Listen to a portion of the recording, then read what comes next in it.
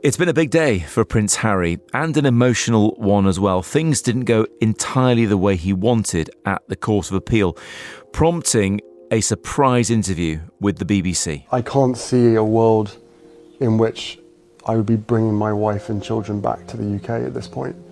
And the things that they're going to miss is, well, everything.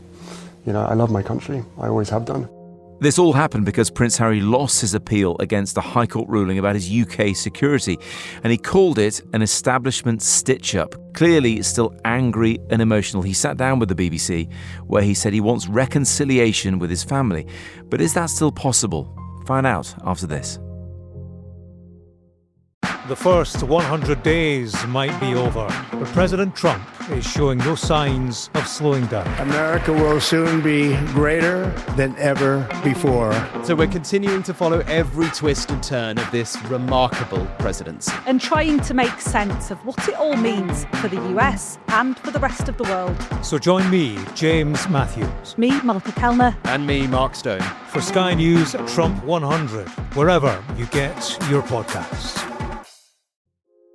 Hi, I'm Matt Barbet. You're listening to this extra episode of the Sky News Daily, which we're bringing to you as Prince Harry lost his legal challenge over the level of security that he receives when he's here in the UK.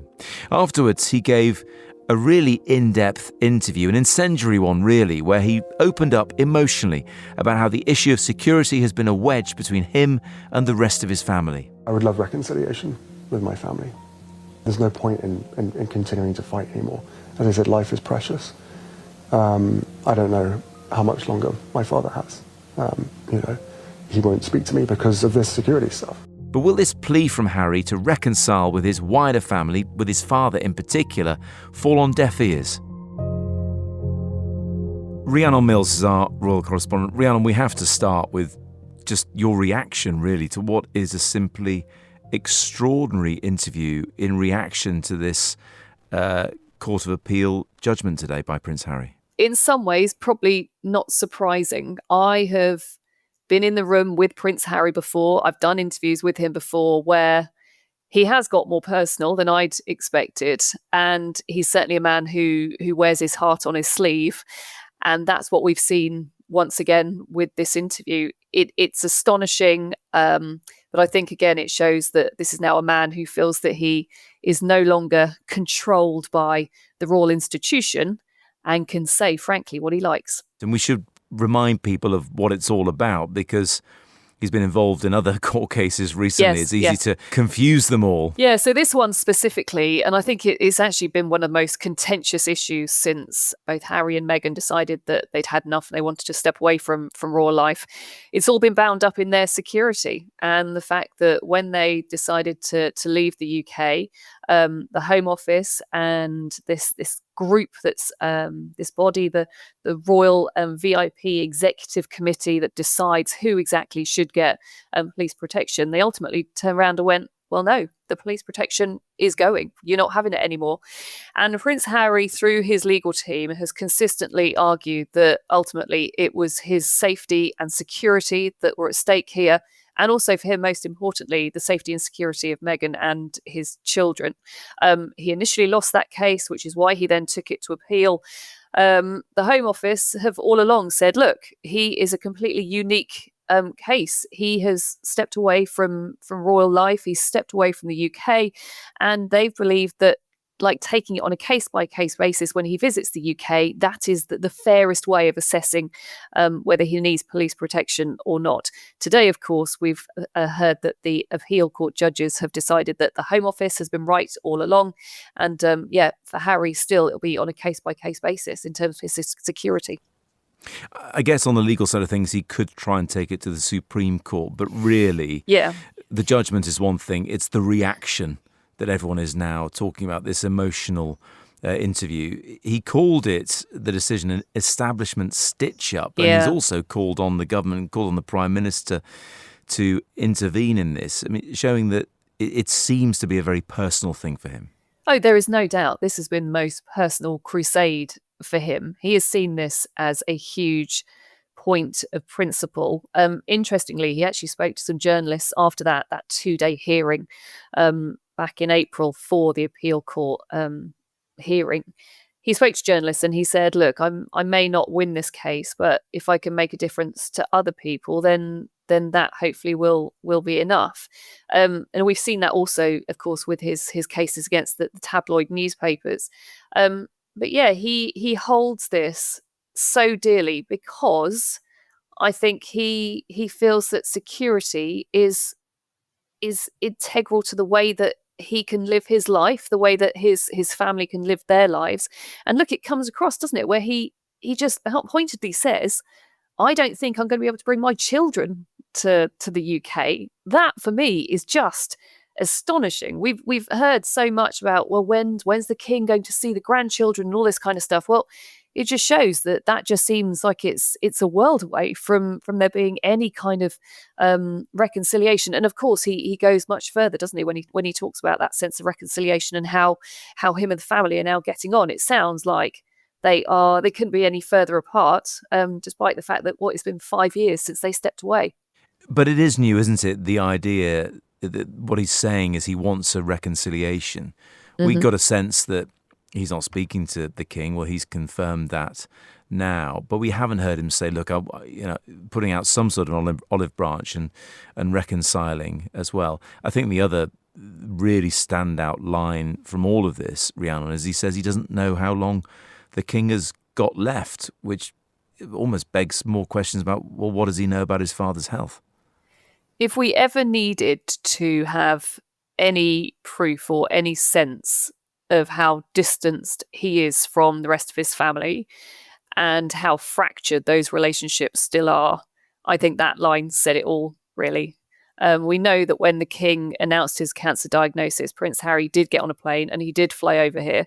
And a lot was made at the time about the fact that he probably spent about 45 minutes with his father, and then his father sort of flew off to Sandringham and Harry ended up going home. I think this again shows that, and I think this is astonishing, the fact that without even being prompted, he's the one that talks about his book and the hurt that's caused with the family.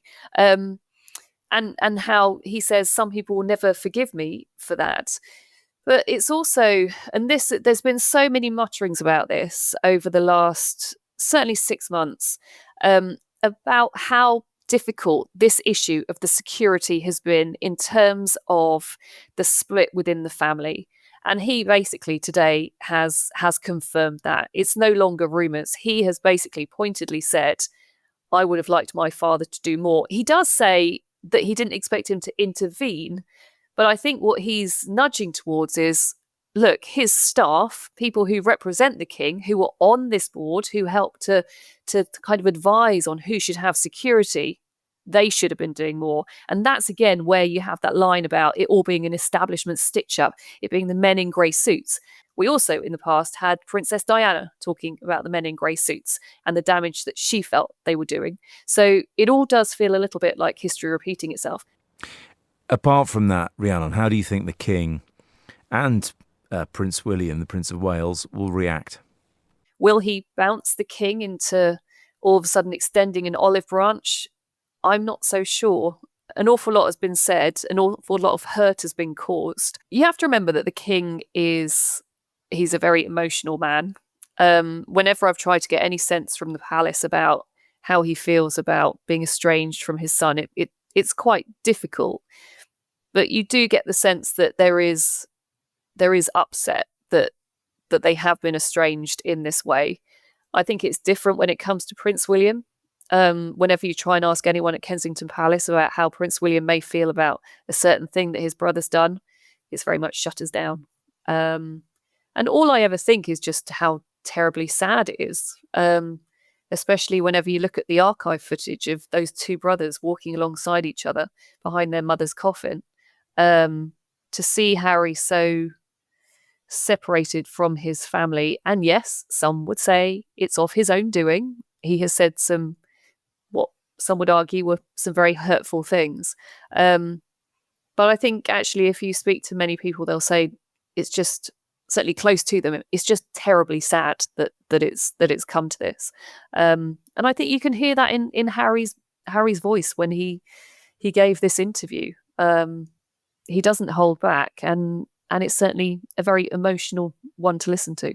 I was wondering whether or not we'd hear anything from the palace.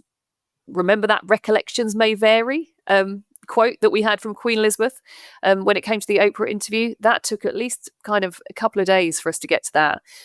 But we have had something from a palace spokesperson this evening, and all they will say is all of these issues have been examined repeatedly and meticulously by the courts, with the same conclusion reached on each occasion. I think in this case, they have got kind of the court proceedings to hide behind in a way, but you can see they are making it very procedural. They're shifting it away from personal, and Harry has flipped that completely on its head.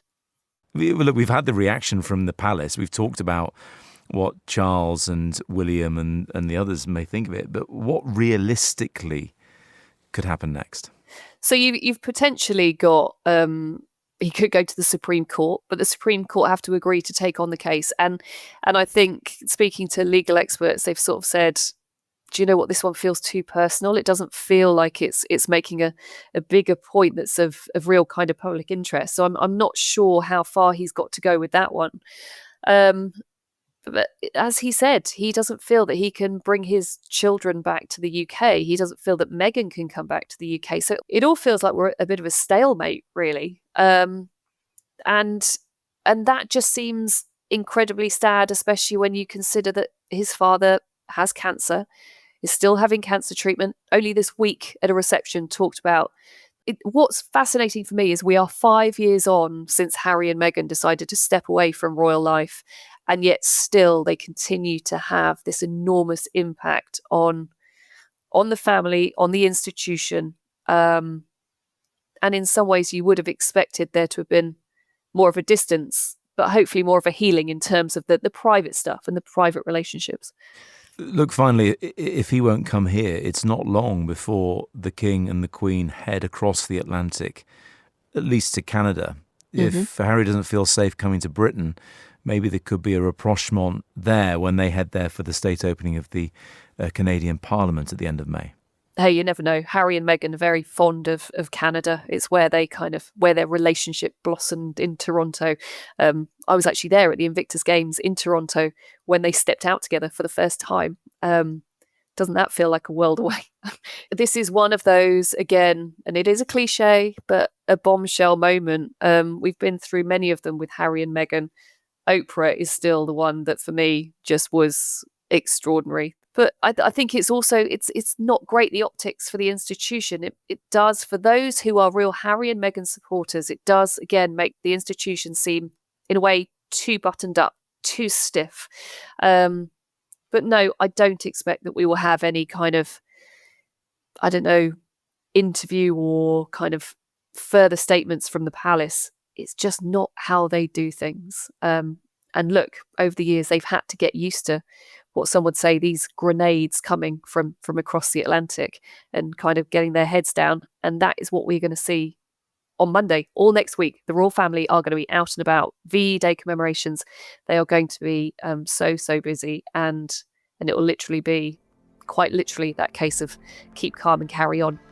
Rhiannon, thank you very much. Lovely to chat. Thanks for listening to this extra episode of the Sky News Daily with me, Matt Barbet. You can get more analysis on this latest Prince Harry saga online on our website or on the Sky News app, of course. Also, why not listen to our other episode from today, where we take a deep dive into the Northern Irish rap band Kneecap, who've been causing a bit of political upheaval themselves this week. Thanks for listening. Bye for now.